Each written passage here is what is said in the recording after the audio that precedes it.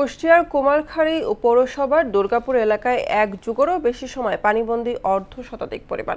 অপরিকল্পিত ড্রেনেজ ব্যবস্থা ও ধীরগতির উন্নয়ন কাজে বছরের প্রায় 6 মাসই নোংরা পানিতে ডুবে থাকে ঘরবাড়ি ও রাস্তাঘাট। পার্থসারথী ঘোষের প্রতিবেদন, জানাচ্ছেন মিশাল বিন তানোয়ার। প্রথম শ্রেণী পৌরসভার বাসিন্দা হয়েও অভিশপ্ত জীবন কাটছে কুষ্টিয়ার কুমারখালী পৌরসভার 1 নম্বর ওয়ার্ডের দুর্গাপুরবাসীর। বাহিরে থেকে দেখে বোঝার উপায় নেই এটি কোনো শহর নাকি বিচ্ছিন্ন কোনো দ্বীপ। বর্ষায় এলেই ঘর, উঠান, রাস্তা মিশে যায় নোংরা পানির নিচে। এক যুগ ধরে বছরের অন্তত 6টি মাস এভাবে পানির সঙ্গে বসবাস করছেন এখানকার শতাধিক মানুষ।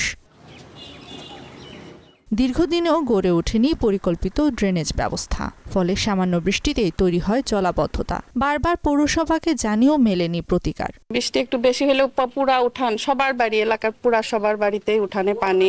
এই এলাকা প্রায় 15-20 বছর ধরে এরকম পানি হয়ে যায়। পুরো 400 পরিবার দুর্বিষহ জীবন পার করে। বছরে 6 মাস এখানে পানির সমস্যায় এদের থাকতে হয়, ঘরের মধ্যে পানি থাকে। রাস্তায় যে পানি হয়, সকালবেলা স্কুলে যাওয়া আসা খুবই কষ্ট। আগে এনে খেলাধুলা করতাম, এখন পানি হয়ে গেছে, সেজন্য এখন আর খেলাধুলা করা যায় না। আমরা চাই যে আমাদের ড্রেন মেরেন দিক, আমাদের পানি বাইর করার ব্যবস্থা করুক। এদিকে দ্রুত দৃশ্যমান সমাধানের প্রতিশ্রুতি দিলেন এই কর্মকর্তা।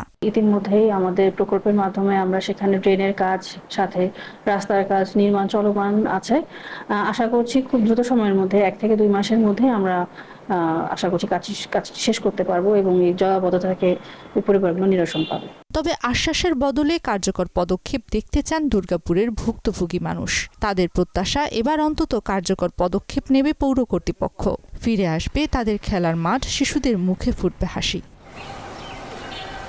মিশাল বিন তানোয়ার, মোহনা সংবাদ।